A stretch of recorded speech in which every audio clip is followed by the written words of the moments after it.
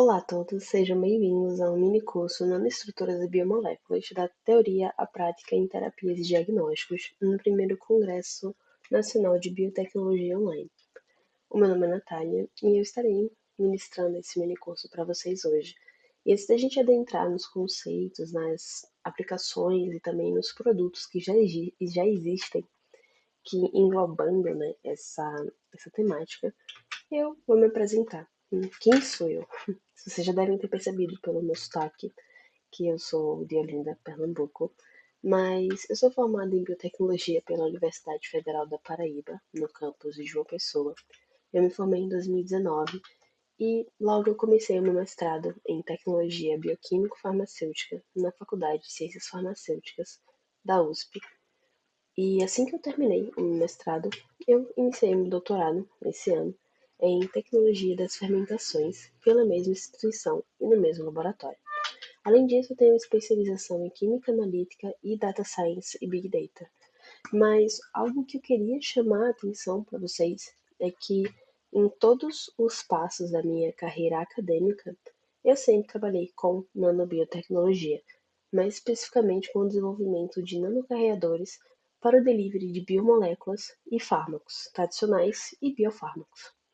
Então, é uma honra muito grande estar aqui falando para vocês um pouco sobre a nanobiotecnologia, suas aplicações para além do laboratório e como ela é uma área em grande ascensão para a sociedade, principalmente na área da medicina, que vai ser o foco desse mini curso.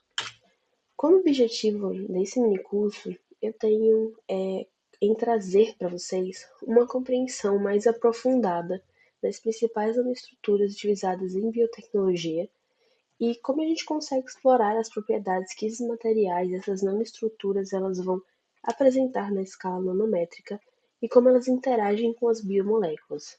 E, para além disso, trazer esse conjunto da obra e mostrar para vocês em como isso tudo pode ser aplicado nas terapias e diagnósticos e como elas vêm sendo aplicadas.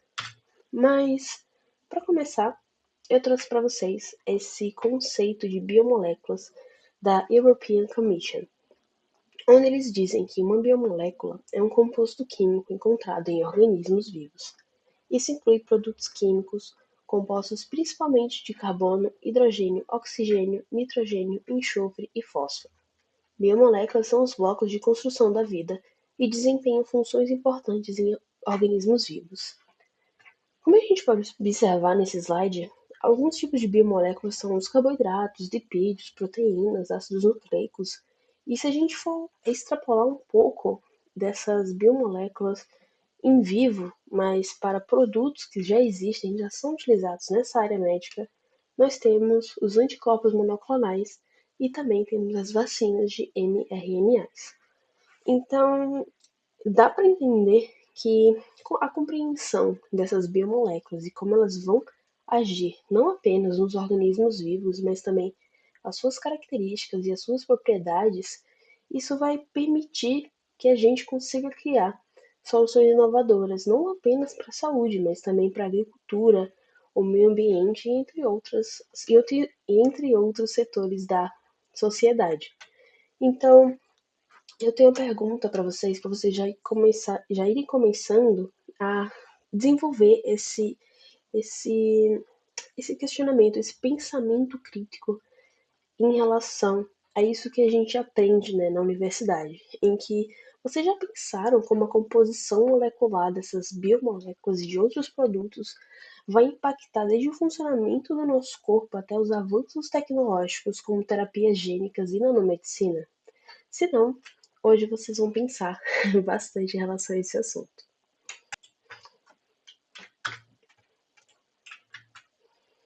Bem, e por que eu afirmo isso? Eu afirmo isso porque se a gente for, não precisa ir tão longe, é só voltar uns 4 anos, quando a gente estava no ápice da pandemia do novo coronavírus. E, como vocês lembram, foi um momento de muito sofrimento, muita ansiedade e angústia, mas a comunidade científica do mundo inteiro se uniu para desenvolver tratamentos e também produtos que prevenissem a infecção das pessoas por esse vírus. E a gente tem dois exemplos que são muito famosos pela agilidade pelas quais elas foram desenvolvidas e também pela sua eficiência e segurança, que no caso são as vacinas da Pfizer e da Moderna.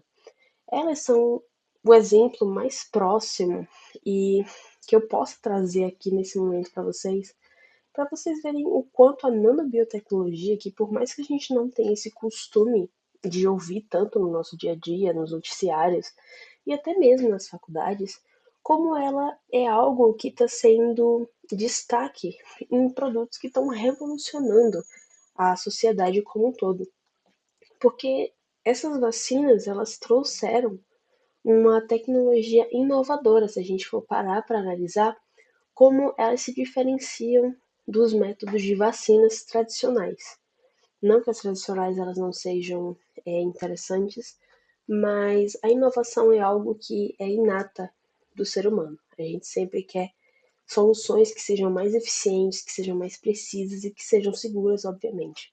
Então, eu queria trazer esse exemplo para vocês, para além de anticorpos monoclonais que a gente utiliza bastante em tratamentos, em tratamentos médicos, mas para vocês também ficarem um pouco mais antenados com a atualidade e importância que a gente pode trazer desse mini curso para além da nossa carreira acadêmica.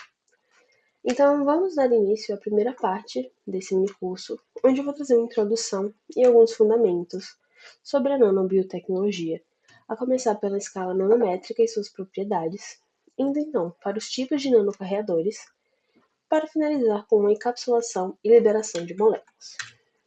Bem, iniciando, quando a gente fala sobre a escala nanométrica, tudo começa a ficar um pouco nublado quando eu começo com a informação de que 1 nanômetro equivale a 1 metro dividido por 1 bilhão. Se a gente for parar para fazer essa conta realmente em matemática escrita, a gente pode ficar um pouco confuso. Por quê? Porque é um número tão infinitamente pequeno que a gente não consegue ter essa visualização do quão pequeno é isso. Então, eu trouxe um exemplo para vocês. Se a gente pegar um fio de cabelo nosso, se a gente conseguisse dar um zoom ali na espessura, no diâmetro desse fio de cabelo, a gente conseguiria medir mais ou menos entre 50 a 100 micrômetros de espessura. Se a gente for transformar essa escala para nanômetros, e a gente conseguiu então criar, desenvolver algumas nanopartículas para enfileirar nesse diâmetro de fio de cabelo, se essas nanopartículas estivessem de mais ou menos em 100 nanômetros, a gente conseguiria enfileirar entre 500 a 1000 nanopartículas na espessura de um fio de cabelo. Então, é uma dimensão tão pequena que chega a ser ridícula. Porque a gente já olha o nosso fio de cabelo e já pensa, né? Nossa, que coisa ínfima, que coisa pequenininha, né? A gente não consegue nem ver espremendo o olho direito, mas cabe tanta coisa nesse fio de cabelo, esse diâmetro, que a gente pode manipular, que chega a ser absurdo. Inclusive, eu aconselho para vocês, se vocês tiverem interesse, a irem atrás da história da palestra do Richard Feynman, que foi ele que introduziu, né, para a comunidade científica de maneira mais abrangente sobre a nanotecnologia. O título da palestra é There is Plenty Room at the Bottom, né, existe bastante espaço lá embaixo. E nessa palestra ele fala bastante sobre a possibilidade que a gente teria em alguns anos, essa palestra foi da década de 70, se eu não me engano, e nele ele traz que seria possível em poucos anos a gente escrever na cabeça de um alfinete a enciclopédia britânica inteira. E ele não está errado. Então, é uma palestra muito interessante para vocês adentrarem um pouco sobre as possibilidades infinitas que a gente tem dentro dessa escala nanométrica.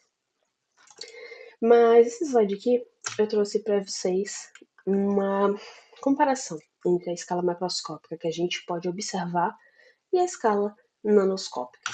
E como assim? Nessa escala aqui a gente pode observar a comparação entre coisas, né, objetos que a gente está acostumado a manipular no dia a dia, como por exemplo a moeda de R$1. Aposto, acredito que todo mundo aqui já deve ter pego uma moeda de R$ 1. A gente sabe, né, que ela é pequenininha, ela é até maior em comparação a outras moedas. Mas temos uma moedinha aqui. E a gente pode comparar com o implante de titânio, que é muito utilizado em cirurgias, mais especificamente para restauração, né, de articulações de pessoas que sofreram acidentes e diversos casos. Esses implantes eles são pequenos, porém eles são visíveis a olho nu, porque a gente precisa dessa característica dele, dessa sua estrutura ali, para manter o movimento da articulação correto. Então, ele é pequenininho, mas a gente ainda consegue ver. Se a gente for para o mundo um pouquinho menor, chegando no mundo das células, nós temos aqui nessa escala um exemplo de um osteoblasto, uma célula óssea, e a olho nu a gente não consegue ver o osteoblasto, até porque ele é uma célula.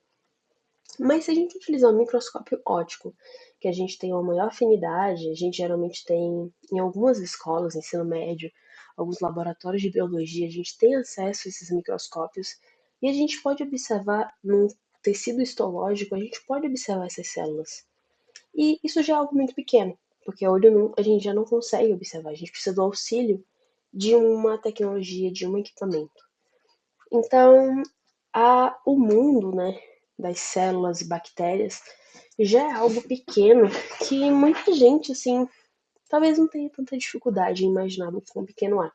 A gente sabe que é pequenininho, mas acredito que pela facilidade da gente ter esses equipamentos que vão facilitar a nossa visualização, é algo que ainda é tangível. Mas se a gente começar a descer um pouco mais da escala, sair da escala micrométrica e começar a entrar na escala nanométrica, as coisas mudam um pouco. Por quê? Porque a gente vai começar a entrar na escala de vírus, de partículas de lipídios, de partículas de proteínas, que são partículas muito pequenas que a gente não vai conseguir observar nem com o auxílio de um microscópio óptico. A gente pode até colocar lá, mas a impressão que a gente vai ter é que não tem nada ali. Então, é algo que a gente já começa a questionar de será que realmente existe? Mas existe sim, gente. Só que a nanoescala, a gente vai precisar de equipamentos que são muito mais precisos, que são muito mais robustos e que infelizmente não são tão acessíveis para toda a comunidade científica. São microscópios de tunelamento, são microscópios eletrônicos de varredura, e entre outros microscópios que são muito mais eficientes e que usam técnicas totalmente diferentes do microscópio óptico. Mas aqui nós temos, né, essa comparação. E por que eu achei interessante trazer essa escala para vocês? Porque, para além de esse exemplo visual para vocês, é para vocês observarem essa proximidade que a nanoescala ela tem com o mundo atômico, com o mundo molecular, mas também que tem essa proximidade, né, com o mundo microscópico e macroscópico. A nanoescala, a gente pode dizer que ela se encontra justamente nesse limiar, daquilo que a gente pode ver, daquilo que a gente pode tocar, para a escala atômica.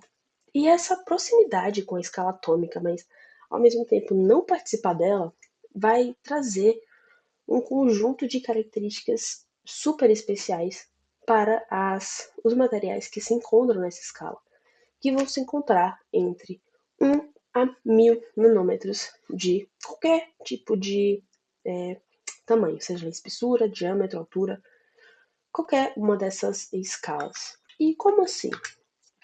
Eu trouxe aqui para vocês que pequenas escalas, grandes propriedades. E por que que eu afirmo isso? Porque a química e a física elas mudam um pouquinho consideravelmente nessa dimensão. O que vai significar que a gente vai ter propriedades únicas dos materiais que a gente pode explorar. E vocês podem ficar um pouco confusos de como assim as propriedades vão alterar nessa escala. Se a gente pegar um material na escala macroscópica, ele pode ser inerte. Por exemplo, a gente tem, né, plástico. A gente sabe que ele é um material inerte na escala que a gente pode tocar. Mas se a gente conseguir quebrar esse plástico em microplásticos, em nanoplásticos, nessa escala nanométrica, esse plástico ele pode desenvolver algum tipo de propriedade que seja totalmente diferente dessa que a gente consegue ver olho nu. Por exemplo, esse plástico aqui, ele tá transparente, mas na escala nanométrica ele pode obter a coloração azulada. Não sei, é uma possibilidade. E vou dar exemplos práticos, né, verdadeiros, no decorrer desse mini curso, mas isso é apenas para vocês terem uma ideia do que está por vir. E eu queria começar falando para vocês de um conceito básico, que é basicamente o início de todas as aulas que a gente vai falar sobre nanobiotecnologia e das características que os materiais vão adquirir nessa escala nanométrica, que é a relação entre área superficial e volume de um material. A gente pode dizer que a área de superfície ela é a medida de quanta área ela vai ser exposta de um objeto sólido em relação, né, ao seu exterior. Por exemplo, a gente vê que a área de superfície aqui desse cubo não é muito grande, até porque, ó, existem partículas sim, né? Vamos pensar que cada esfera dentro desse cubo é um átomo. A gente pode ver que tem átomos na superfície desse cubo, mas a gente pode ver que também tem bastante átomos desse cubo que se encontram no interior. E esses átomos que estão aqui, eles não têm interesse nenhum e não tem nem como eles interagirem com o mundo ao redor. Se aqui nessa parte branca do slide tivesse outras moléculas, beleza, pode ser até que elas consigam interagir com esses átomos de superfície, mas eles não iam conseguir interagir com esses átomos que estão aqui no centro. E é basicamente nisso que eu quero que vocês foquem, por enquanto, tá bom? E a gente tem que essa proporção, a gente tem que lembrar sempre que quando a gente está falando de área superficial e volume, e sobre as alterações que essas contas, que esses cálculos eles vão adquirir, é uma proporção sempre em relação ao volume total do material. E como assim, vocês podem me perguntar? Bem, vamos pensar o seguinte. Vamos pensar que nesse cubo a gente tem arestas de 1 centímetro. Então, se a gente for calcular a área, né, do cubo, a gente vai ter que 1 vezes 1, temos 1, e a gente multiplica por 6, que é a quantidade de faces que esse cubo tem. Sendo assim, a área desse cubo é de 6 centímetros quadrados. Se a gente for calcular o volume, nós temos que 1 vezes 1, nós temos 1 centímetro cúbico de volume desse cubo. Tá, mas e daí? Vamos pensar no seguinte: a gente tem esse cubo, mas a gente vai dividir ele em 8 cubos menores. E por que a gente vai dividir esses 8 cubos menores? Porque eu quero mostrar para vocês como que essa relação de área ela vai interferir diretamente nessa reatividade, essas propriedades dos materiais. Vamos pensar o seguinte: quando a gente divide esse cubo em 8 menores, as arestas desse cubo vão de 1 centímetro quadrado, de 1 centímetro para meio centímetro. Quando a gente fizer os cálculos de área superficial, a gente vai ter que as arestas multiplicadas pela quantidade de lados do cubo, nós vamos ter uma área superficial de 1,5 centímetros quadrados. Mas a gente multiplica por 8 cubos, porque é a quantidade de cubos que a gente tem no total.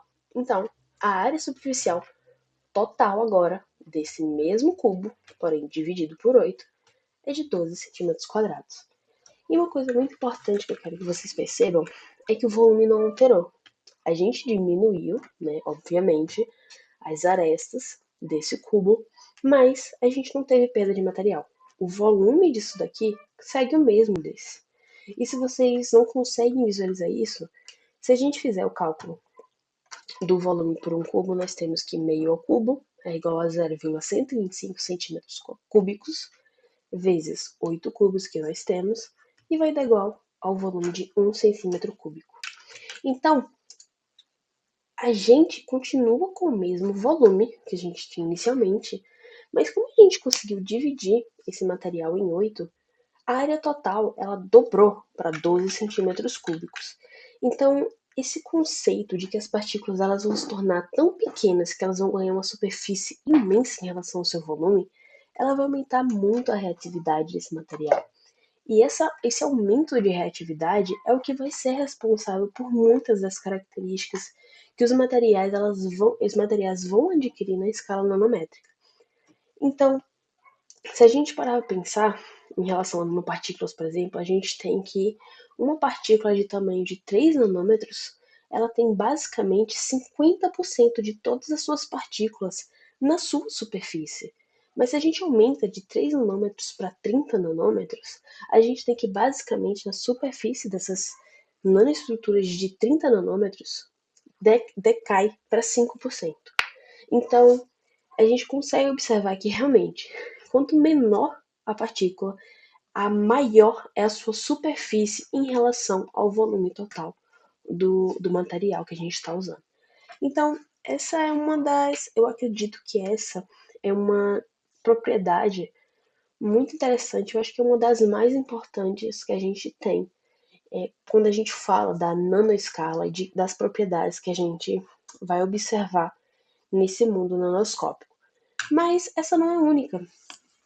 Esse decaimento, né, do tamanho, o aumento da área superficial em relação ao volume, vai influenciar diretamente em basicamente todas as propriedades dos materiais. E como assim? Nas propriedades ópticas, eletromagnéticas, mecânicas, térmicas e muitas outras. E vocês podem me perguntar, mas como assim?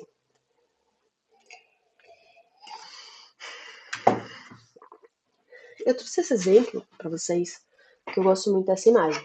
A gente pode observar que em todos os frascos nós temos suspensões de nanopartículas de ouro.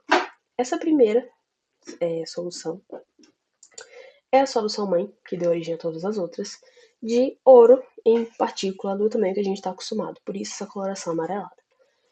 Porém, se essas partículas de ouro elas são quebradas em escala nanométrica, a gente vai observando que essa suspensão ela vai mudando de cor.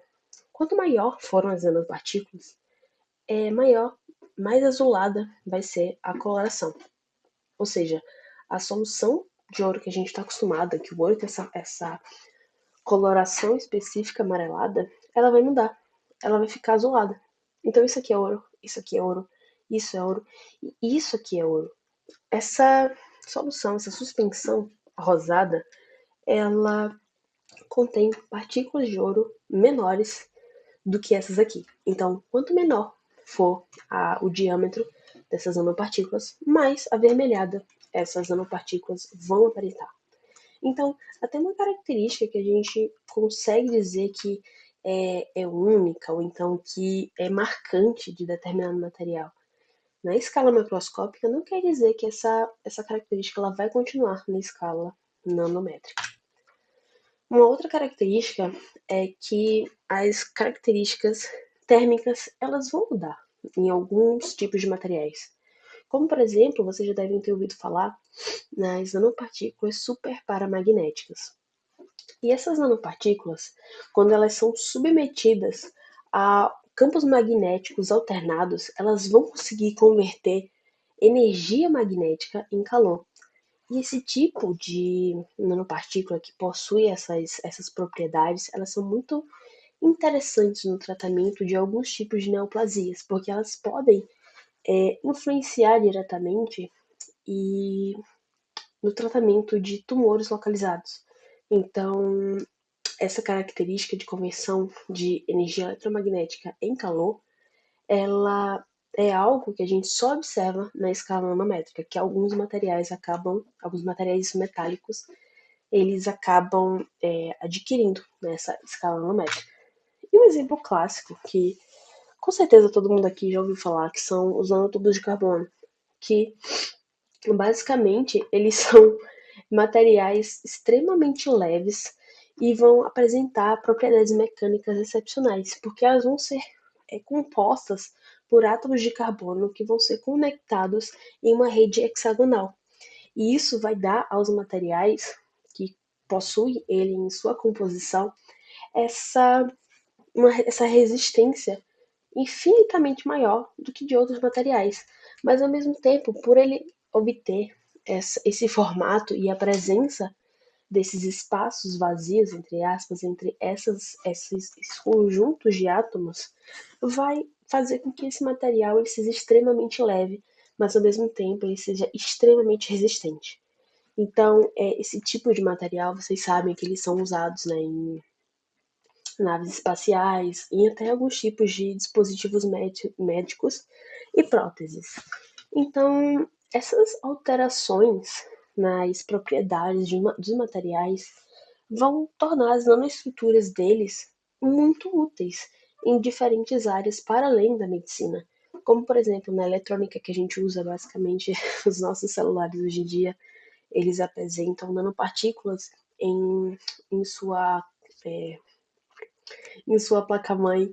Os nossos computadores eles também apresentam nanopartículas para além da sua placa-mãe, mas também na nossa tela. Existem televisões, mas também a gente pode observar a utilização dessas nanoestruturas na energia, meio ambiente, enfim, cada propriedade que esses materiais eles podem adquirir na escala nanométrica, eles podem ser ajustados e utilizados em qualquer área, basicamente. O que vai definir isso é justamente essa nossa capacidade de criatividade e inovação.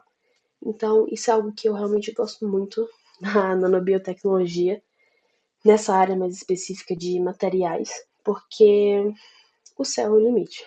E, sinceramente, cada vez mais a gente está conseguindo desenvolver muitos produtos legais.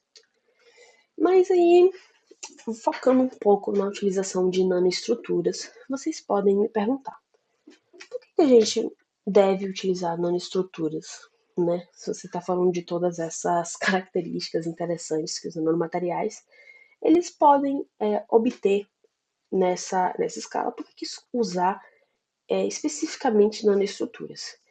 E aí eu trago esse slide para vocês. Que essas estruturas, como vocês observaram, elas têm propriedades distintas e elas têm esse potencial de interagir de forma eficaz e diferentes com qualquer tipo de célula, proteína e outras biomoléculas. E essa interação ela vai possibilitar a nós, pesquisadores, o controle muito preciso sobre entrega e ação de substâncias em relação a tratamentos diagnósticos. Mas como assim? Eu trouxe aqui para vocês essa imagem desse artigo que está aqui embaixo, onde eles trazem uma revisão sobre a utilização de nanoestruturas para diversas aplicações, né, da odontologia. Aqui, nessa imagem, a gente pode observar que algumas nanoestruturas, como por exemplo, sílicas, nanopartículas de sílica mesoporosas, nanopartículas de lipídios e de etilcelulose, matrizes de etilcelulose, como por exemplo hidrogéis, foram sendo utilizadas para incorporação de compostos antimicrobianos, como por exemplo a clorexidina. E essa incorporação desse antimicrobiano, e entre outros, né, não apenas a clorexidina, mas outros tipos de peptídeos que têm essa capacidade antimicrobiana, foram encapsulados, ou seja, foram internalizadas nessas estruturas com o objetivo de utilizá-las para a prevenção do desenvolvimento de cáries. A gente pode observar aqui que essas formulações elas foram colocadas como se fosse num, como posso dizer, numa matriz de verniz nos dentes para impedir a proliferação de biofilmes de bactérias que são os responsáveis pelo desenvolvimento de cáries. E o interessante é que em todas elas foi observado que essas nanoestruturas elas foram eficazes em entregar essa molécula antimicrobiana não apenas no dia de aplicação, mas até dias após e semanas após a utilização desse verniz nos dentes dos pacientes. Isso é algo muito interessante da utilização de nanopartículas, porque a gente tem esse potencial de esse uso dele ir para além da utilização diária. Ele tem essa característica de que a gente pode estar realizando a entrega de um ativo de forma prolongada, para além de a utilização de uma vez só. E além disso, um outro fator muito interessante é que as nanopartículas, como elas vão conseguir entregando aos poucos aquele antimicrobiano naquela localidade específica, a gente pode diminuir a concentração desse antimicrobiano, o que vai ser muito bom do ponto de vista econômico, a gente pode diminuir a incidência de efeitos colaterais atrelados a esse antimicrobiano, como por exemplo a clorexidina, se a gente aplicá-la diretamente nos dentes, ela é capaz de induzir as manchas no dente, que não é esteticamente muito desejável para os pacientes, mas ela também pode indicar, ela pode alterar, né, a percepção do paladar do paciente, além de poder indicar, influenciar no desenvolvimento de algumas irritações, ressecamento da boca, e entre outros fatores, para além de alergias, né, que já é um extremo muito caótico se a gente for para pensar na utilização dessas moléculas de antimicrobianas. Então, uma resposta curta e grossa para essa pergunta seria: por que utilizar nanoestruturas? Porque a utilização de nanoestruturas elas vão fazer com que a gente tenha o potencial de desenvolver soluções mais eficazes e seguras para determinadas situações. E como é que isso vai acontecer, né? Como é que a gente pode desenvolver essas soluções mais eficazes e seguras? Em relação às nanopartículas, no caso, né? Os nanocarreadores. Uma característica que chama muita atenção na utilização de nanoestruturas é o tamanho controlado. Mas como assim? A gente tem, eu trouxe um exemplo para vocês, um exemplo bem específico, na verdade, é que eu acredito que todos aqui conhecem a barreira hematoencefálica, uma barreira que nós temos no nosso cérebro que basicamente vai impedir a entrada de micro-organismos, de toxinas indesejadas no nosso cérebro, já que é um órgão tão importante para o nosso bem-estar. Então, em alguns casos muito específicos, como por exemplo Alzheimer, Parkinson, ou então até mesmo casos de meningites e entre outras patologias que podem afetar o tecido cerebral, a utilização de medicamentos de forma intravenosa, ela chega a ser um pouco complexa. Por quê? Porque os fármacos que a gente vai querer que tenham ação no nosso cérebro para diminuir a inflamação ou então combater aquele micro-organismo que conseguiu passar essa barreira, ela é um pouco complexa, porque os fármacos muitas vezes não conseguem adentrar essa barreira. Então, se a gente conseguir induzir a encapsulação, ou então a gente conseguir unir esse fármaco com um material em escala nanométrica naquela faixa de tamanho controlado que a gente precisa, a gente consegue fazer com que essa molécula consiga entrar no nosso cérebro e tenha sua atividade no local desejado. Mas como assim, né? Vamos pensar o seguinte: nesse artigo que eu trouxe para vocês, o que aconteceu? Eles estudaram sobre a utilização de nanopartículas de ouro em cérebros de camundongos em associação com uma técnica de ultrassom focado. E essa técnica ela consiste em quê? Ela consiste na introdução de microbolhas na corrente sanguínea desses ratos ou desses pacientes e quando elas são inseridas na corrente sanguínea, um ultrassom focado então é aplicado na área cerebral desejada. E esse ultrassom ele vai fazer com que essas bolhas elas se agitem e essa agitação mecânica, como a gente pode observar aqui no slide, ela vai induzir a abertura desses canais da barreira hematoencefálica. E essas aberturas elas vão conseguir ser o suficiente para a penetração dessas nanopartículas de ouro. E aí, vocês podem perguntar para mim: ah, mas assim, se as nanopartículas elas forem menores, elas vão conseguir entrar a barreira hematoencefálica sem necessariamente a utilização dessa técnica. Ou então, a utilização dessa técnica vai promover uma maior penetração das nanopartículas maiores, porque ela vai promover essa abertura desses canais. Bem, vocês não estão de todos errados, mas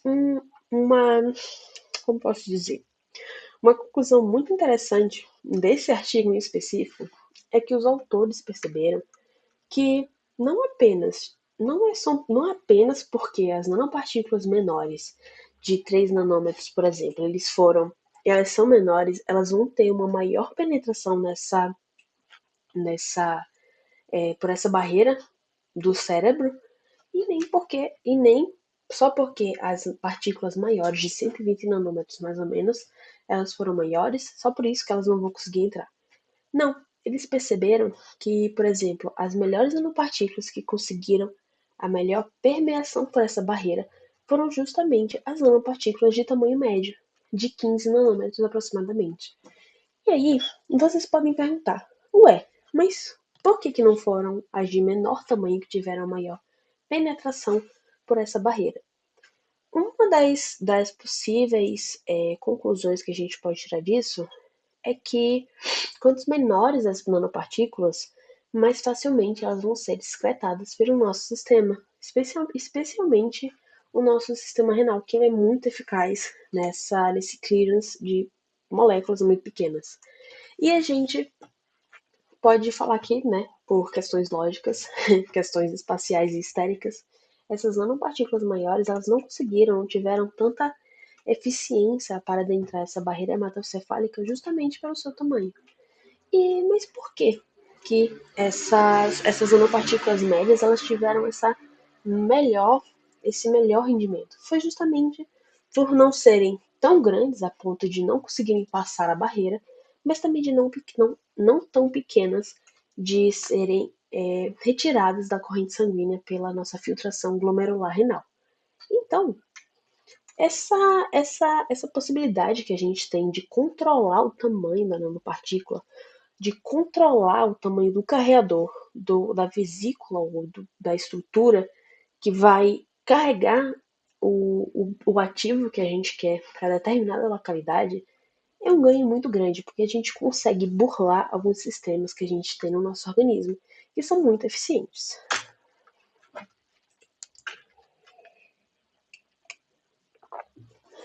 Uma outra característica muito interessante dos nanocarreadores é que eles têm uma superfície funcionalizável. E o que isso significa? Essa imagem, eu gosto muito dela. A gente pode ver que a gente pode aderir, a gente pode ligar, a gente pode agregar na superfície do material dessa nanoestrutura basicamente qualquer outro tipo de molécula. Como, por exemplo, aqui nessa imagem nós temos o ácido fólico, aptâmeros, peptídeos, anticorpos, moléculas de PEG, moléculas catiônicas, sondas fluorescentes, fármacos, basicamente, mais uma vez, o céu é o limite. E aí, essa ligação ela pode ser realizada de diferentes maneiras, sejam elas de conjugações covalentes, ou por moléculas de ligação, enfim.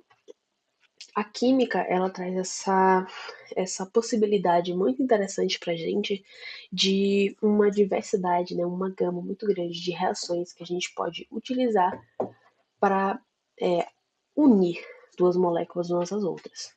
Então, essa personalização dessa nanoestrutura, ela vai ser muito interessante para aplicações práticas, como por exemplo, a gente quer que aquela nanoestrutura ela seja específica para determinado tipo de tumor. Então, a gente tem os anticorpos. A gente pode produzir um anticorpo que seja específico para aquela célula tumoral.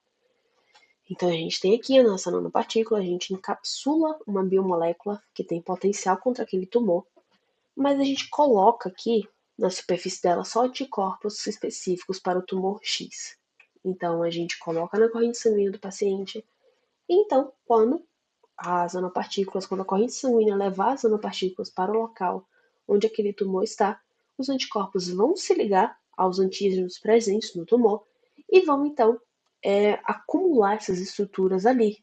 E como elas estão acumuladas ali próximas ao tumor, elas então vão conseguir realizar o seu objetivo, que pode ser a liberação controlada, prolongada, ou então esse boom inicial mesmo de liberação do seu bioativo. Uma outra característica muito legal é que existem em algumas nanopartículas é ressonância plasmônica de superfície. É um nome um pouco assustador, mas é até tranquilo de entender. A gente pode pensar essa característica, a gente pode entender melhor quando a gente observa essa imagem. Os plasmons de superfície são oscilações de elétrons que vão estar presentes na superfície dessas nanopartículas metálicas. Então, quando a gente já sabe que os elétrons eles são intensos, eles gostam, né? Eles querem estar ali, eles querem ligar, eles querem estabilização. Então, como a gente falou um pouco mais atrás sobre essa questão de área de superfície e volume, quanto menor essas partículas, maior vai ser essa área de superfície, logo esses elétrons vão estar doidinhos para reagir, né? Eles vão estar super reativos. Então, nessas nanopartículas metálicas, isso vai ser muito mais acentuado. Então, esses elétrons eles vão estar muito oscilantes na superfície dessas nanopartículas. E quando a gente passar, né, um feixe de luz próximo nessa solução, nessa suspensão de partículas, o que vai acontecer?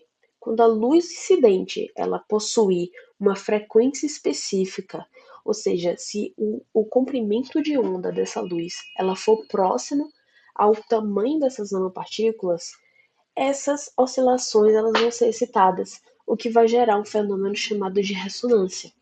E esse processo de ressonância, desculpa, esse fenômeno de ressonância, ele vai ocorrer num aumento singular em que essas partículas elas vão ter um ângulo de incidência da luz, no qual vai ter esse acoplamento máximo. Então, basicamente, essas luzes elas vão refletir a, o comprimento de onda que elas absorvem. Então, se ela está no comprimento de luz azul, se ela está no mesmo comprimento de onda, no mesmo tamanho, ela vai refletir azul. Então, isso é uma característica muito interessante que a gente não vai observar tão facilmente na escala macroscópica. Então, essas foram algumas características, né, que eu acho que são mais interessantes em relação à utilização de nanopartículas.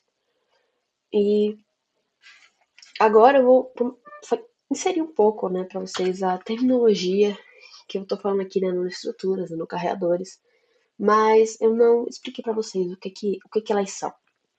Então, vamos começar com nanoestruturas. As nanoestruturas, elas são um termo genérico para qualquer estrutura que tenha dimensões nanométricas. E como assim, né? A gente pode pensar, por exemplo, num nanotubo de carbono. A gente sabe que os nanotubos de carbono eles vão ter essa estrutura cilíndrica e ele vai ser uma nanoestrutura, porque ele é uma estrutura na escala nanométrica. Mas também nanopartículas, por exemplo, elas podem ser chamadas de nanoestruturas, mas um nanotubo de carbono não pode ser uma nanopartícula. Por quê? Porque nanopartículas são partículas sólidas, com tamanho entre 1 e 100 nanômetros. Na verdade, esse 1 e 100 nanômetros aqui, ele tá meio errado, tá? A gente pode extrapolar esse valor até mil nanômetros, que é um micrômetro. E essas partículas sólidas, como a gente pode observar, é uma matriz sólida. É como se fosse uma esfera de um material X, sabe aquelas esferinhas de isopor que a gente levava na escola?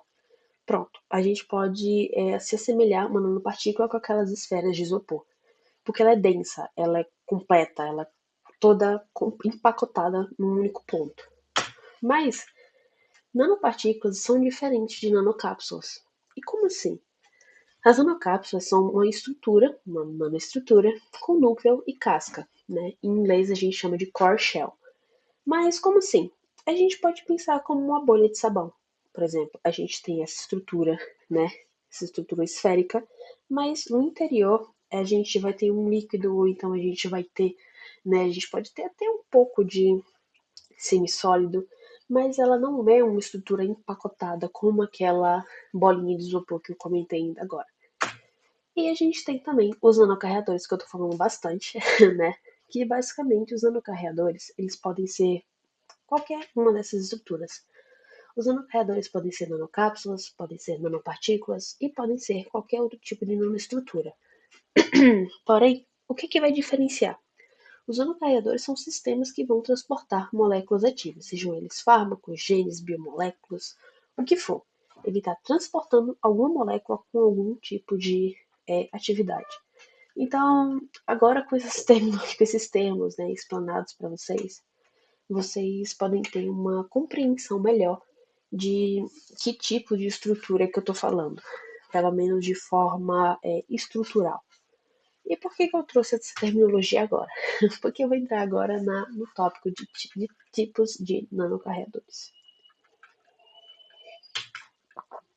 A gente tem diversas formas de classificar os nanocarreadores.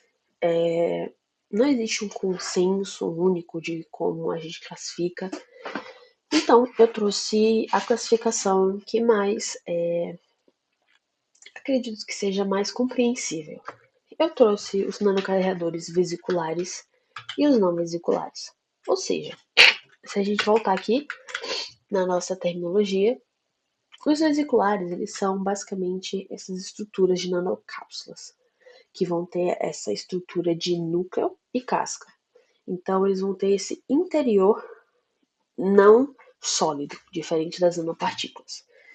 E os não vesiculares seriam essas mais próximas às nanopartículas. Aqui nesse slide eu trouxe para vocês alguns exemplos de cada um desses tipos de nanocarreadores. Os carregadores vesiculares mais comuns que a gente consegue observar na literatura são os lipossomas, os niossomas, os transferossomas e os polimerossomas. E, obviamente, existem diversas características que vão diferenciar cada tipo de nanocarregador um do outro, e a gente vai falar um pouco sobre isso nos próximos slides.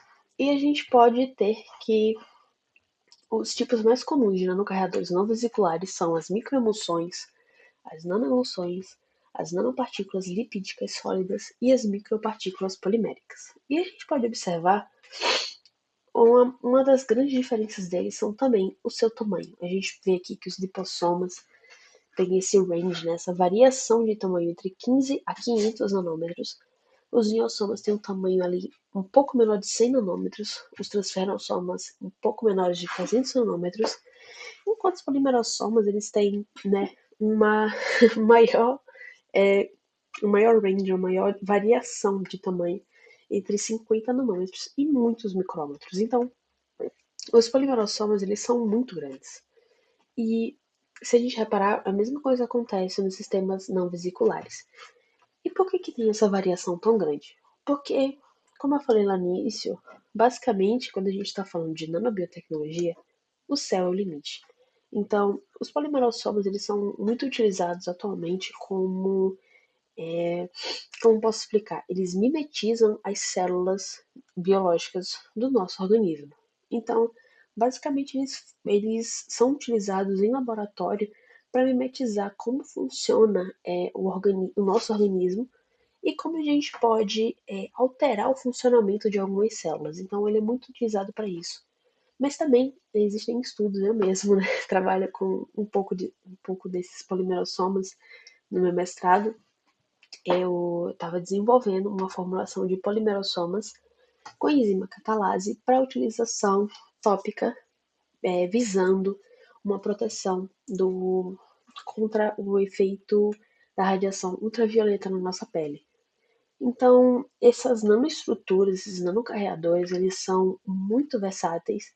Basicamente, o céu é o limite. Eu acho que essa frase é o que vai delimitar, assim, ele define esse meu curso, que é o céu é o limite, sabe? A gente tem que olhar para esses assuntos, a gente tem que entender e absorver como funciona, obviamente, mas a gente também tem que ter um pouquinho de criatividade, porque a gente pode fazer muita coisa legal com todo esse conhecimento que a gente absorve. E vejamos, eu trouxe aqui para vocês algumas características em relação às nanoestruturas vesiculares. Em relação à sua composição, essas nanoestruturas elas podem ser compostas por lipídios, por polímeros ou por surfactantes não iônicos e, sinceramente, uma infinidade de materiais. Basicamente, as estruturas que essas nanoestruturas vão apresentar vão ser essa formação de vesícula. Aqui eu trouxe três exemplos. Eu trouxe de um lipossoma, que a gente pode observar que ele vai ter essa estrutura de cabeça polar para o lado externo, a cabeça polar para o lado interno, formando essa cavidade e uma camada hidrofóbica intermediária. Então, esses lipossomas, eu quero que vocês prestem bastante atenção nessa estrutura, porque a gente vai falar bastante sobre eles, principalmente em produtos que já estão no mercado e que estão sendo utilizados para o tratamento de muitas doenças. A gente observa que esse carreador ele tem uma habilidade muito boa para carregar, né, para transportar moléculas polares hidrofílicas e moléculas hidrofóbicas apolares. Por quê?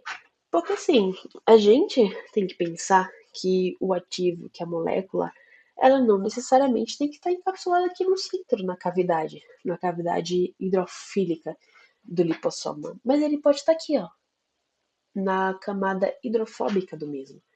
E isso é algo muito interessante se a gente for parar para pensar na versatilidade que uma nanoestrutura ela pode trazer para a gente. Algo muito interessante é que a gente pode observar que os lipossomas, por exemplo, eles têm uma estrutura muito parecida com a bicamada lipídica das nossas membranas celulares. E é por isso que esses tipos de nanoestruturas elas têm uma boa interação com membranas celulares. Porque, como elas são muito semelhantes, elas conseguem interagir muito mais facilmente. Então, a proximidade dessas estruturas com essas membranas, elas conseguem se acoplar e realizar a entrega, o delivery daquele ativo, daquela biomolécula, no interior daquela célula, daquele tumor, daquele micro-organismo X que a gente quer, né, se livrar.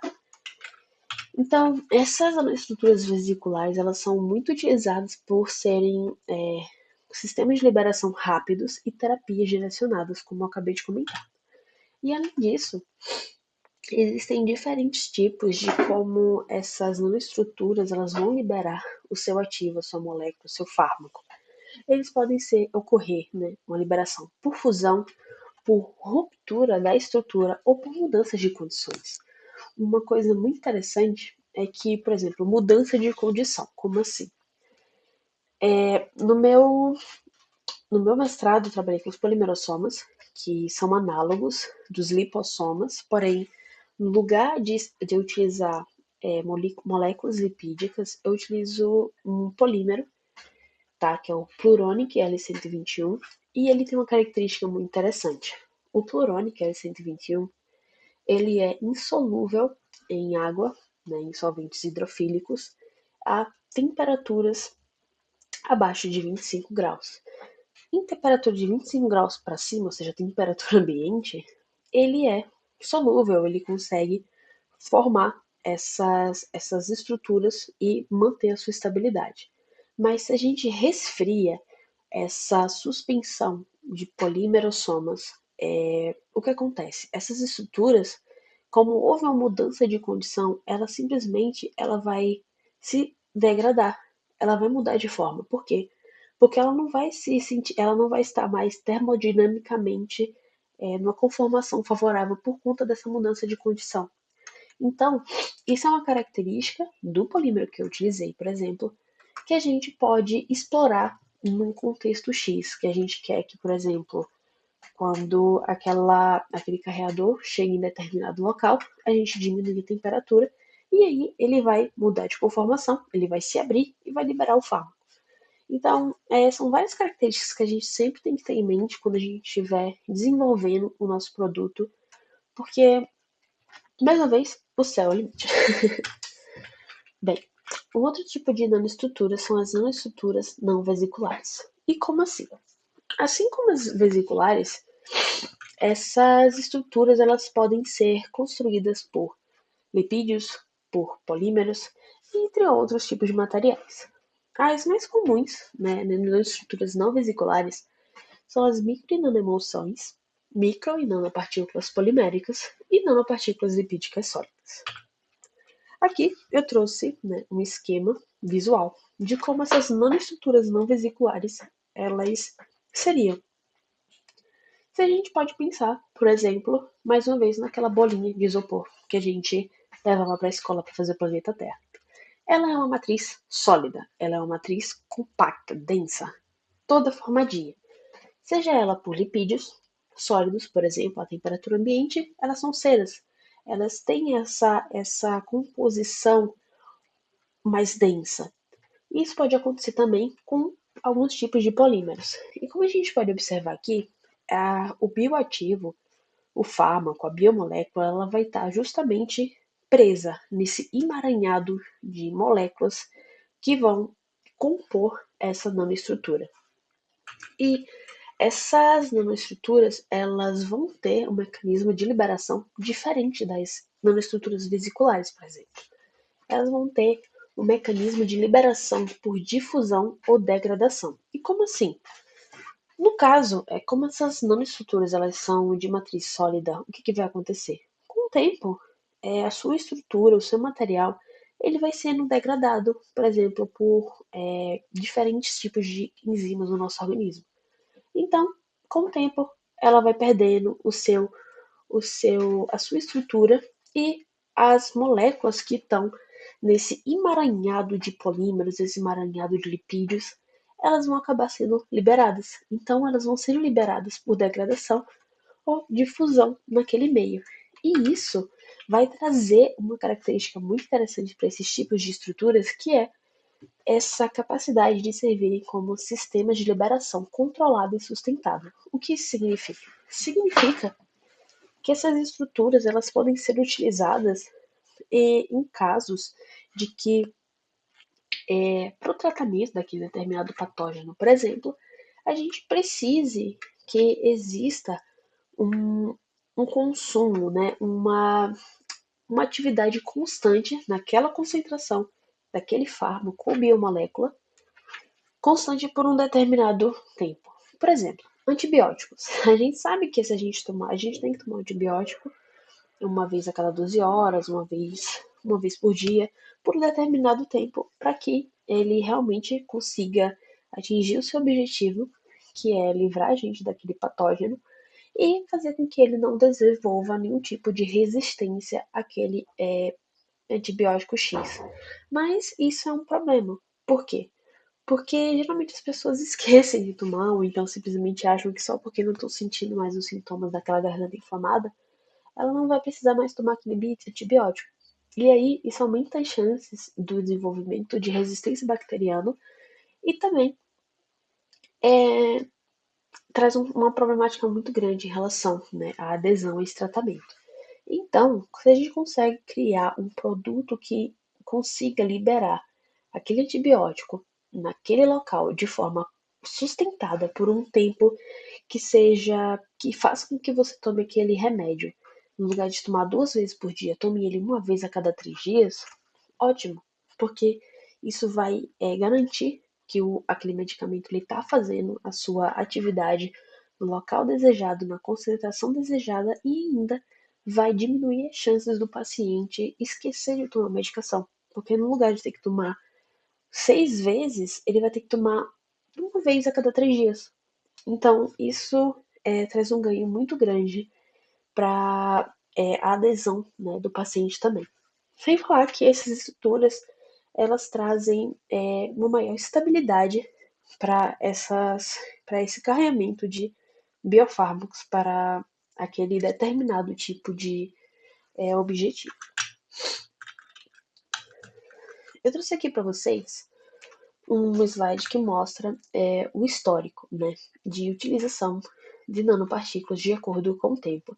Desde 1857 até 2002, que está um pouco defasado, Mas é importante a gente saber que todas essas nanopartículas, né, desses nanocarreadores, eles são utilizados até hoje em diferentes tipos de utilizações. A gente tem aqui nesse slide as nanopartículas metálicas, as microemulsões, os lipossomas, dendrímeros, micelas, nanoemulsões, nanopartículas lipídicas sólidas, nanosferas, e entre outros, os polimerossomas que eu comentei, as nanocápsulas. E como vocês podem ter observado durante a minha fala até agora, que basicamente a escolha do seu nanocarreador ele vai depender literalmente do seu objetivo oficial, do seu objetivo final. Por quê? Porque não vale a pena você gastar investimento, dinheiro, tempo, conhecimento desenvolvendo uma nanopartícula metálica para entrega de determinado fármaco na pele, porque não faz sentido. As nanopartículas metálicas, por exemplo, elas não vão ter necessariamente as características ideais para a sua deposição na nossa pele e talvez não seja nem biocompatível e nem seguro para a utilização dérmica. Então a gente tem que pensar um pouco, nossa pele, ela tem essa característica de ser um pouco mais seca, ela atua como barreira do ambiente externo para o ambiente interno. Então, como é que a gente pode pensar nessas características que a nossa pele tem, que a gente pode desenvolver um nanocarreador que tem umas características muito semelhantes a ela e que aumente essa interação entre as duas. E aí que vem, por exemplo, as nanopartículas lipídicas sólidas, os lipossomas, até mesmo os polimerossomas, que são muito semelhantes aos lipossomas. Se a gente observar aqui, por exemplo, a estrutura do polimerossoma de 1900, que começou a ser produzido em 1999 e a estrutura dos lipossomas que foi criado lá na década de 60, a gente pode observar que eles são bem semelhantes mesmo. O que vai diferenciar basicamente, além do tamanho, que os polimerossomas eles costumam ser muito maiores do que os lipossomas, é que basicamente a utilização de polímeros no lugar de lipídios vai conferir a essas estruturas uma maior estabilidade contra a degradação, contra a oxidação dos lipídios, porque os lipídios são facilmente oxidados no nosso organismo, porque o nosso corpo ele tem lipídios, então a gente consegue oxidar muito mais fácil do que, por exemplo, um polímero. Um polímero, para a gente utilizar, né, obviamente, de forma interna, a gente tem que ter um polímero biocompatível, que não seja tóxico, que seja seguro, que seja degradável. Mas o nosso corpo ele não está tão acostumado com esse tipo de estrutura. Então, vai ser muito mais difícil o nosso corpo atacar essa estrutura e quebrar a sua ação e impedir que ele realmente ele haja da forma que ele foi desenvolvido para agir. Então, é muito interessante que a gente tenha uma grande gama, uma grande variedade de estruturas, porque as utilizações são infinitas.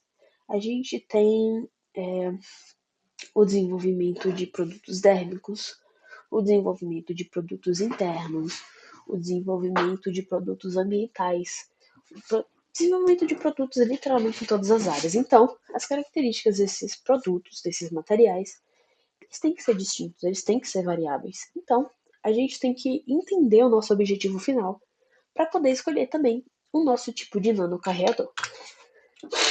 Uma Um conceito muito interessante também que eu tô falando bastante aqui para vocês é da nanoencapsulação, né? Eu tô falando de nanoencapsula, de carreia, de leva, mas eu não trouxe para vocês, né, o conceito de nanoencapsulação.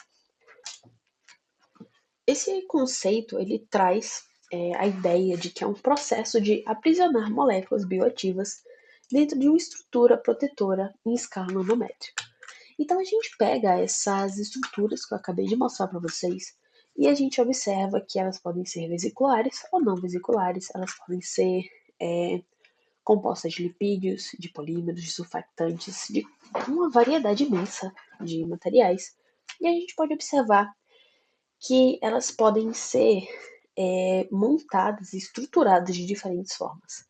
Eu falei para vocês das esferas e das cápsulas. Aqui a gente consegue observar melhor como elas são estruturadas. Aqui a gente tem uma nanosfera de polímero, por exemplo, e a gente pode observar, né, que o polímero ele vai ser formado por essa estrutura aqui azulada e essa estrutura avermelhada, e esses pontinhos verdes são as biomoléculas ou os bioativos. A gente pode ver que na nanosfera esses bioativos eles estão intrinsecamente, eles estão nesse emaranhado de polímero. Então, ele está realmente nessa matriz sólida, ele está fazendo parte ali da matriz.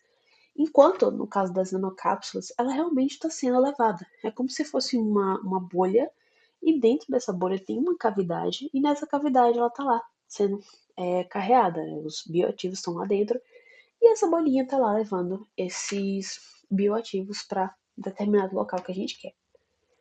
Mas algo que também é interessante é que a nanoencapsulação ela pode ser, obviamente, essa questão da vesícula, ou pode ser intrínseca naquele emaranhado de polímeros, mas ele também pode ser encapsulado, ele pode ser inserido em outros tipos de estruturas que apresentam, por exemplo, múltiplas paredes.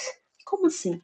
Essas estruturas aqui a gente tem, por exemplo, vamos pensar que esse material ele é um lipídio. E esse lipídio ele vai ter uma variedade de paredes. Ele vai ter uma camada lipídica, e dentro dele vai ter outra camada lipídica, e dentro dele vai ter outra e outra e outra.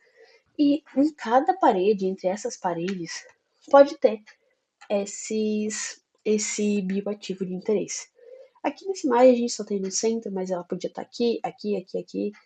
E pode ser que essas estruturas tenham também só uma única parede, e pode ser que essa parede ela seja, né, densa como uma esfera, e pode ser que não também. Então é algo que, mais uma vez, vai variar bastante o seu objetivo final. E é bom a gente sempre dar uma pesquisada, a gente ter um conhecimento melhor sobre as nanoestruturas e como que elas vão realizar essa sua atividade, esse seu objetivo de carrear aquele bioativo. E a encapsulação ela vai trazer basicamente três pontos importantes, né, que vão ser principais, que vão ser o foco para a utilização dessa técnica, que vai ser a proteção de moléculas sensíveis contra a degradação, como por exemplo proteínas, carboidratos, lipídios, porque se a gente só inserir essas moléculas na nossa corrente sanguínea, o nosso corpo é cheio de outras moléculas que são específicas para a degradação dessas mesmas. Então, mesmo se a gente injetar na corrente sanguínea um determinado tipo de proteína, não quer dizer que ela vai conseguir ter a sua atividade desejada no nosso organismo, porque antes mesmo dela chegar no local de ação, o nosso corpo vai degradar. Então, além disso, a utilização desse processo de nanoencapsulação vai ser de melhorar a solubilidade de compostos hidrofóbicos. Então, mais uma vez, o nosso sangue é literalmente água e entre outros compostos. Então, a utilização de alguns tipos de fármacos, como por exemplo a anfotericina B, que é um antibiótico muito conhecido, é um pouco complexa. Por quê? Porque a anfotericina B é altamente hidrofóbica e ela vai trazer um conjunto de efeitos colaterais no nosso organismo muito grande. Por quê? Porque o nosso corpo, ele basicamente é composto por células que têm essas características hidrofóbicas também. Então, a molécula não vai querer ficar na corrente sanguínea porque é um ambiente termodinamicamente desfavorável para ela. Então, ela vai tender a atacar tudo que tiver essa maior hidrofobicidade. Então, pode ser que antes mesmo dela chegar na bactéria, ela acabe interagindo com as nossas células e fazendo todo aquele estrago que a gente conhece, né, em relação à utilização de antibióticos, por exemplo. E uma última característica é que ela vai permitir a liberação controlada e direcionada desses fármacos, como a gente tem comentado, né, essa apresentação inteira. E essa liberação de fármacos ela é importante porque, como eu estou comentando, ela vai reduzir esses efeitos colaterais e tem essa capacidade de aumentar a eficiência terapêutica. E eu comentei para vocês mais cedo que esse processo de liberação ele pode ocorrer de várias formas. Aqui a gente tem da difusão controlada, né, pela degradação do polímero e a difusão do fármaco da droga, como a gente pode observar. O polímero ele vai degradando e aí como essa partezinha vai saindo, o fármaco que está aqui ele vai acabar sendo liberado para o meio externo e naquele meio ele vai realizar a sua atividade. Além disso, ele pode ser liberado pela quebra hidrolítica a partir de algumas enzimas.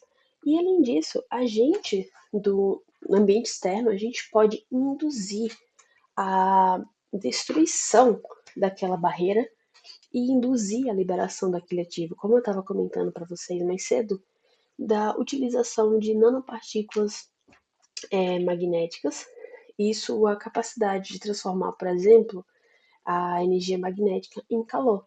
Basicamente, a gente induz um sinal externo e aquela nanopartícula com aquela característica especial, ela pode degradar. Ou então, como no caso do polimerossoma que eu falei, quando a gente diminui a temperatura, ela degrada. Então, libera aquela biomolécula ali fora. E existe uma diversidade muito grande, né, de maneiras de como a gente pode liberar esses fármacos. Então, agora a gente vai começar a parte 2, que é aplicações clínicas de nanoestruturas em terapias, onde basicamente eu vou falar dos produtos que já existem em relação à utilização dessas nanoestruturas em neoplasias, terapias gênicas e vacinas.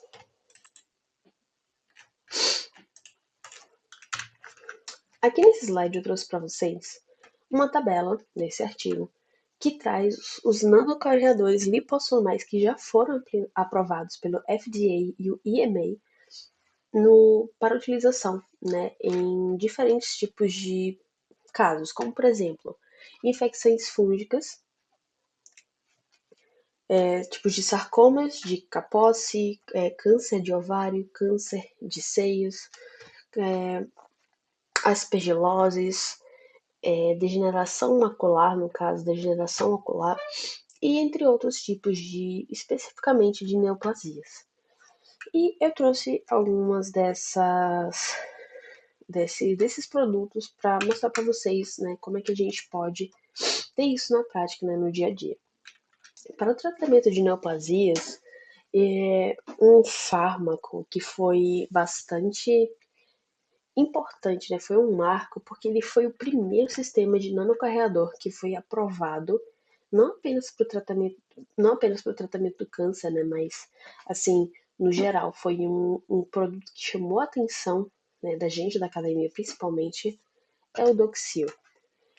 Porque ele é um exemplo clássico de nanobiotecnologia e ele foi utilizado inicialmente para a utilização como cânceres de ovário e de sarcoma de Kaposi, e ambos relacionados ao HIV.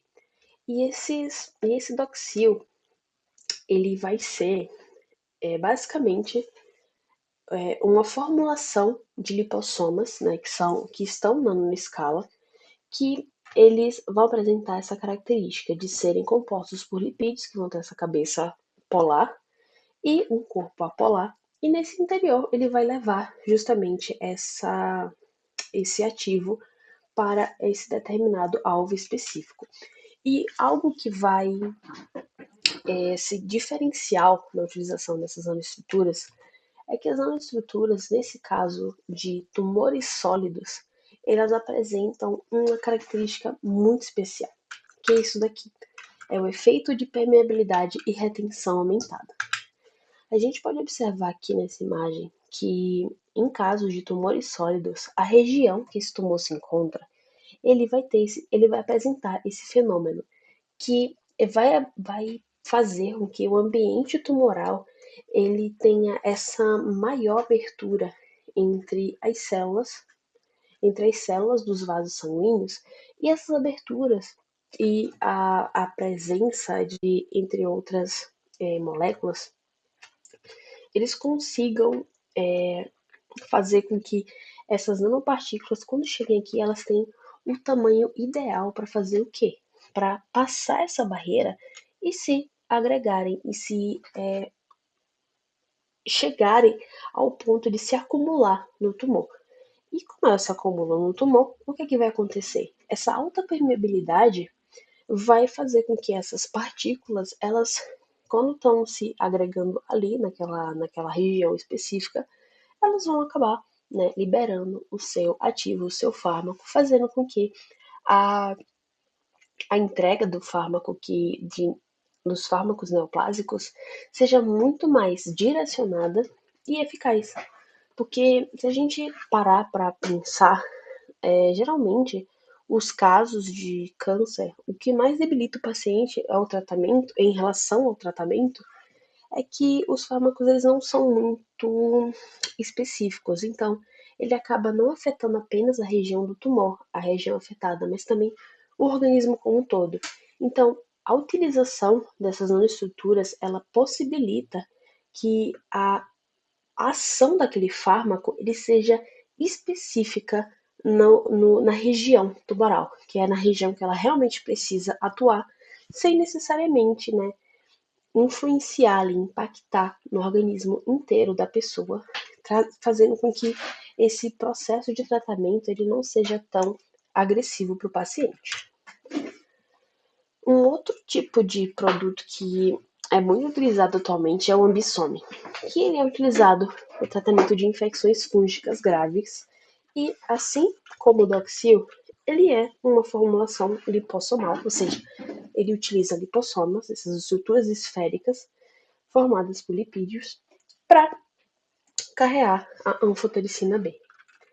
Como a gente sabe, a anfotericina B ela foi originalmente desenvolvida para o combate de infecções fúngicas sistêmicas, mas ela apresenta efeitos colaterais muito graves. Ela não atinge somente a região específica, então só aquele tipo de microorganismo. E geralmente fungos, eles têm, geralmente não, os fungos têm uma característica celular muito parecida com as nossas células. Então, se a anfotericina B ela tem uma atividade muito boa contra os fungos, então quer dizer que ela tem uma atividade muito boa contra nossas células. Então, ela tem efeitos colaterais graves no nosso organismo, como por exemplo a toxicidade renal. Então, a encapsulação dessa molécula nos lipossomas, ela vai garantir a mesma coisa que garantiu no slide anterior, no caso do Doxil. Ela vai fazer com que essa entrega de, do fármaco, da biomolécula, não, no caso não é uma biomolécula, é um fármaco, do fármaco no local desejado, seja muito mais específico e faça com que esses efeitos colaterais eles não aconteçam, então que sejam bem menos pronunciados, fazendo com que o tratamento ele seja muito mais eficaz do que originalmente. E uma característica muito interessante que a gente pode perceber é que, por exemplo, a anfotericina B, ela tem essa característica mais apolar. Então, se a gente observar aqui nesse esquema, a gente vê que a anfotericina B, ela não está na cavidade do lipossomo, mas na verdade ela está aqui, ó, na membrana, na bicamada, na parte apolar do lipossomo. E isso é uma ideia que a gente tem que sempre pensar também. Porque se a gente pensa, mas se não tá ali dentro, que pena, né? Não consegui fazer aquilo que eu queria. Mas se ela tá ali na parte hidrofóbica da sua estrutura e se ela consegue ser entregue na localização desejada e realizar sua atividade, tá ótimo. Porque o objetivo foi alcançado. Não importa onde esteja ali, contanto que a sua utilização para o objetivo final, com menos efeitos colaterais para o paciente seja alcançado, tá ótimo. Então, foi no caso aqui do que aconteceu. Uma outra, um outro carreador que na verdade é um sistema não convencional, né, de nanopartículas, é o Visudine, que ele é utilizado no tratamento de doenças oculares, especialmente na fotocoagulação dinâmica com laser, para tratar a degeneração macular relacionada à idade e outras condições retinianas. E como assim? Esse, essa, essa, esse composto, esse produto, ele, é, ele não é um nanosistema convencional como as nanoestruturas que eu venho mostrando aqui para vocês, mas se a gente for parar para pensar, de maneira estrutural, ele se comporta como se fosse um nanocarreador. Basicamente, esse produto ele é composto por moléculas que são fotossensibilizantes, são fármacos fotossensibilizantes.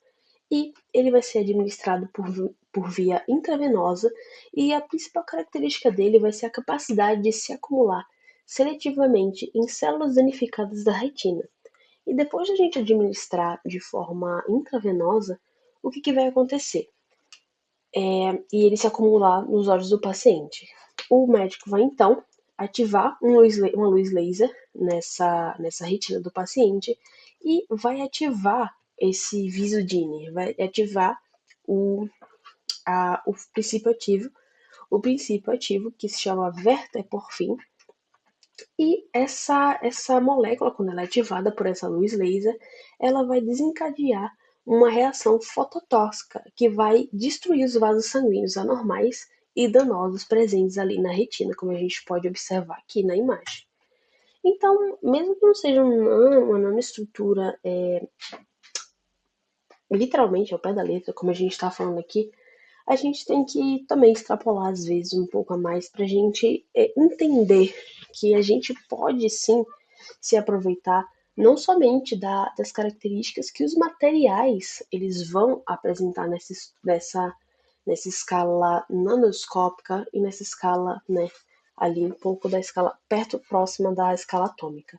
Mas a gente também pode e deve utilizar essas características que a gente conhece, como por exemplo a indução, né, da utilização do raio laser, né, do raio laser para iniciar essa reação fotossensibilizante de quebra da molécula para indução dessa destruição daquilo que a gente quer. Um outro tipo de produto que a gente tem no mercado, eu achei isso bem interessante, é porque a gente a gente está num nível agora de desenvolvimento de produtos tão surreal que a gente já chegou na época da utilização de produtos para terapias gênicas.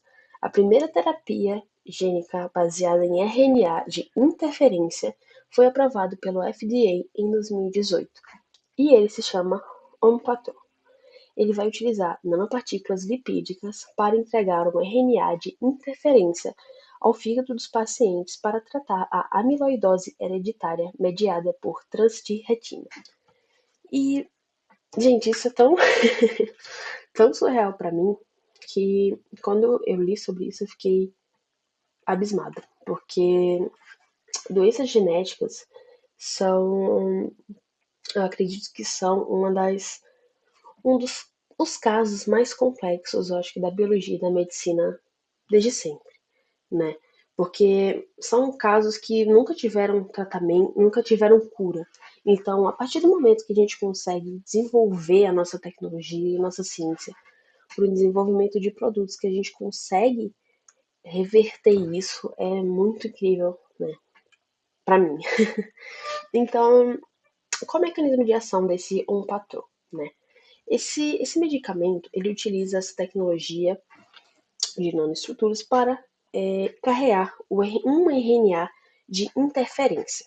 Esse RNA de interferência é presente em alguns micro-organismos e ele utiliza essas moléculas de RNA de interferência para inibir a expressão gênica na fase de tradução ou então dificultar a transcrição de genes específicos em uma determinada cascata. Ele basicamente vai silenciar a pós-transcrição de alguns genes específicos, e isso é surreal. No caso do Onpattro, ele utiliza esse RNA de interferência nos hepatócitos, que vai ser onde vai acontecer essa expressão, né, complexa desse conjunto de erros genéticos associados à amiloidose hereditária. Como comentado mais cedo, nós temos exemplos mais próximos, né, da nossa realidade, do nosso dia a dia, que são as vacinas da BioNTech, da Pfizer, BioNTech e Moderna, que vão utilizar as nanopartículas lipídicas, as LNPs, para encapsular e proteger o RNA mensageiro. Vocês provavelmente devem conhecer, né, essas estruturas, mas vamos, né, eu vou falar um pouco para vocês sobre como elas funcionam mesmo assim. Basicamente, essas vacinas, elas pegaram o RNA mensageiro, que é responsável pela produção da proteína spike, que é a proteína que fica ali na corona do coronavírus e é responsável por acoplar o vírus, né, às nossas células e fazer com que ele tenha todo o seu ciclo de vida. E basicamente essas vacinas, o que elas vão fazer? Elas pegam esse mRNA, elas vão encapsular em nanopartículas lipídicas e essas nanopartículas lipídicas na vacina vão ser inseridas no nosso organismo e o nosso organismo vai ler esses RNAs mensageiros, vão produzir a proteína spike e os nossos anticorpos vão identificar aquela proteína como algo não comum do nosso organismo. Então, os anticorpos eles vão fazer com que o nosso corpo produza mais material imunogênico contra aquela proteína e vai fazer com que o nosso corpo ele tenha essa maior resposta contra essa proteína spike. Então, se a gente chegar a ser infectado pelo vírus da Covid, o nosso corpo já está preparado e já vai conseguir impedir que esse vírus ele tenha esse desenvolvimento acelerado e tão problemático no nosso organismo. E isso essa tecnologia das nanopartículas lipídicas, ela é essencial para que essas vacinas funcionem. E por quê? Porque mRNAs, RNAs, eles são muito instáveis. Quem trabalha aqui, né, com DNA, com RNA, vocês sabem que esse tipo de molécula, ele é muito facilmente degradado, não somente no nosso organismo, mas também no ambiente externo. Então, a gente precisa é, que a gente desenvolva esse tipo de estrutura para proteger essa molécula do ambiente externo para fazer com que ele chegue até o alvo. Então, isso vai além, né, de tudo que a gente tem falado até agora, como, por exemplo, para o tratamento de neoplasias, para o tratamento de casos de Alzheimer, para tratamentos psiquiátricos também, para tratamentos de afecções cutâneas. Isso leva a outro nível, como também no caso do desenvolvimento do Onpatro, do desenvolvimento de um produto de terapia gênica. Isso eleva os tratamentos de condições, de doenças, para outro patamar, porque a gente consegue desenvolver produtos que sejam muito mais específicos, mas que também eles façam com que o nosso organismo ele consiga produzir de forma muito mais eficaz esses anticorpos específicos para determinado tipo de doença. No caso da Pfizer e da Moderna, eu lembro que quando meus colegas, meus amigos, eles tomavam essa vacina, eles diziam que no dia posterior parecia que um caminhão tinha atropelado eles. E por mais maldoso que isso pareça, essa era a intenção. Isso foi programado de maneira intencional para que essa vacina fizesse isso. Por quê? Porque como a gente estava num momento de calamidade pública, num momento de necessidade de medidas extremas, de medidas que fossem tomadas de maneira muito rápida e que essa vacina ela tivesse um desenvolvimento, que ela tivesse uma resposta, uma possibilidade de indução de resposta imune tão eficaz e tão intensa, porque o coronavírus ele estava mutando muito rápido. Ele era um vírus que ele era passado muito facilmente de uma pessoa para outra, e em questão de 2 dias a pessoa já estava em uma situação muito problemática. Então, essas vacinas elas foram produzidas utilizando diferentes tipos de lipídios, de polímeros também, como por exemplo o polietileno glicol. As moléculas de PEG eles são conhecidas por serem responsáveis por induzir uma resposta imune muito intensa. Então, a própria estrutura ela também é responsável por isso, não apenas o que ela carrega. Então, eu trago isso para vocês pensarem além, né, o que que a minha nanoestrutura vai carregar. Mas pensa um pouquinho além. O que que a minha nanoestrutura pode trazer também de interessante? O que ela pode somar ali naquele objetivo que eu quero? Então, é, isso é um ponto que eu queria muito trazer para vocês, porque muitas vezes acho que as pessoas não sabem, né, o porquê dessa sensação de ter sido atropelado por um caminhão depois de tomar essas vacinas, mas tem relação com a composição dessa nanoestrutura e ela é intencional. Talvez no futuro essa sensação, né, de caminhão, ela diminua, né, assim, para de um caminhão vai para uma moto ou para uma bicicleta, ou então um velocípede, sabe? Porque a gente não vai ter, eu espero, essa urgência do desenvolvimento de uma resposta imune rápida, uma resposta imune intensa, sabe? Mas que seja uma resposta imune que seja tão eficaz quanto, mas sem necessariamente deixar as pessoas de cama, porque também não dá. Bem, agora começamos a parte 3 e a última, né, do nosso mini curso, que são as nanoestruturas em diagnósticos, que são os agentes de imagem, os biosensores e os aspectos éticos em relação a tudo isso que a gente está falando até agora. Como os agentes de imagem, eu trouxe para vocês dois produtos bastante utilizados, que são o Endorem e o Ferridex 4, que são nanocarreadores de óxido de ferro, ou superferróxido, e são usados principalmente como agentes de contrastes em exames de ressonância magnética. E bem, esses dois produtos eles vão conter essas nanopartículas de ferro e vão ser revestidos por uma camada de citrato, ou então algum outro ligante que vai melhorar a biocompatibilidade dessas nanopartículas de ferro com o nosso organismo. Porque, querendo ou não, elas são nanopartículas magnéticas e a gente não tem, né, essa compatibilidade. Essas partículas, no seu estado in natura, sem esse revestimento, elas podem ser citotóxicas. Então, a gente tem que pensar nessa questão de biocompatibilidade. Então, pela sua afinidade, essas partículas, no caso desses dois produtos específicos, elas vão tender a se acumular nas áreas de interesse em relação a áreas de fígado e rins, se eu não me engano. No próximo slide a gente vê melhor. Mas o que, que vai acontecer?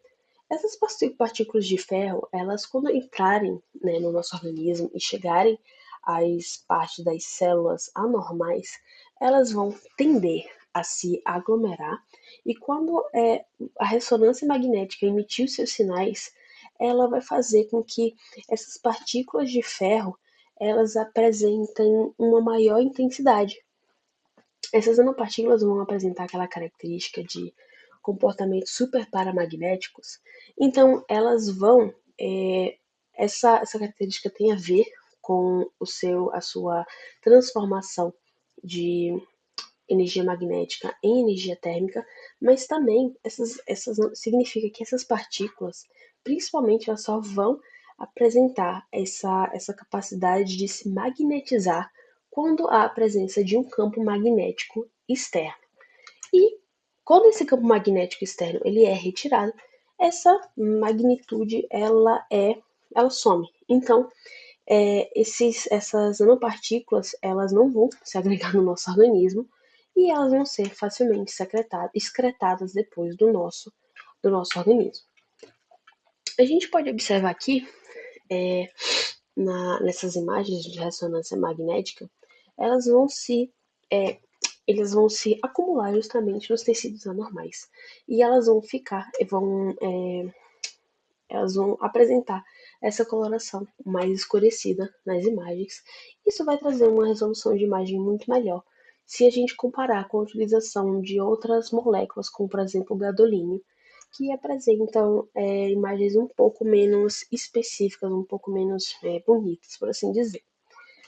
E essas nanopartículas elas são muito utilizadas para diagnósticos de cânceres, porque elas conseguem trazer para os profissionais uma melhor visualização de tumores, especialmente os hepáticos, e a gente consegue também observar algumas doenças inflamatórias e estudos vasculares no geral, como casos de trombose. Para além disso, nós temos os sensores nanofotônicos. Quando a gente consegue combinar nanoestruturas como nanopartículas ou filmes que vão oferecer alta sensibilidade, a gente pode ter biosensores, ou seja, dispositivos que vão conseguir detectar interações biomoleculares e químicas em ambientes biológicos ou ambientais. Nesse caso, a gente pode observar na imagem que eles conseguiram integrar nesse chip, né, nesse biosensor, microfluídicas, ou seja, essas biomoléculas nesse chip que tinha essas características e conseguiam detectar de forma simultânea clamídia e gonorreia em amostras de urina, sendo então um biosensor altamente eficaz e específico a partir da imobilização de anticorpos nesse chip. Além disso, a gente tem também o desenvolvimento de biosensores utilizando outros tipos de nanoestruturas, como por exemplo os hidrogéis. Eu não trouxe muito esse tipo de nanoestrutura, pois é algo que também eu não tenho muita afinidade, mas os hidrogéis eles são bastante utilizados, principalmente na área de engenharia de tecidos. E nesse caso aqui que eu trouxe para vocês, esse hidrogel ele foi funcionalizado com ácido borônico e ele vai incluir nanopartículas de prata suspensas. E os pesquisadores perceberam que esse hidrogel funcionalizado ele vai inchar e contrair de acordo com a concentração de glicose no sangue. E isso é um estudo preliminar, obviamente, mas esse tipo de biosensor ele tem ele pode ser utilizado no futuro como um sensor de glicose implantado.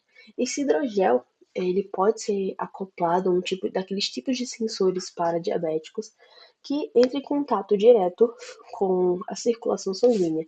E a partir do momento que, por exemplo, a concentração de glicose está alta, esse hidrogel vai inchar e ele pode acionar diretamente nesse sensor essa alta da glicose e pode, por exemplo, fazer com que haja a liberação de insulina direta por esse biosensor, de forma totalmente automática, sem que o paciente precise se preocupar em ficar medindo a glicose a cada hora, por exemplo. Então, tem que tomar as injeções de insulina de forma corriqueira, de forma cotidiana. Então, esses biosensores, a gente tem aqui também, por exemplo, um biosensor acoplado a anticorpos de contra relacionados a infecções virais de hepatite, por exemplo, que também utiliza aquela característica que eu comentei mais cedo de fluorescência plasmônica de superfície. Tem uma variedade também de biosensores que estão sendo desenvolvidos ainda, como por exemplo biosensores de hemoglobina baseados em nanopartículas metálicas e a ressonância plasmônica de superfície, diagnósticos utilizando os quantum dots, nanotubos de carbono para identificação de mutações gênicas e testes rápidos de lactato, gases e eletrólitos sanguíneos com nanofios metálicos e nanopartículas de ouro. Então, assim, em relação a diagnósticos, não trouxe muitos exemplos reais, práticos, porque biosensores, assim, trabalhar, sendo sincero, honesto com vocês, já entrando um pouco assim nos aspectos bioéticos, trabalhar com nanobiotecnologia e nanoestruturas é algo muito caro. Então, a criação, o desenvolvimento de biosensores é uma questão muito cara. Então, mesmo que já hajam esses produtos no mercado, aqui no Brasil, acredito que isso não seja tão disseminado quanto provavelmente nos países de primeiro mundo, em que há esse incentivo financeiro maior para o desenvolvimento dessas técnicas.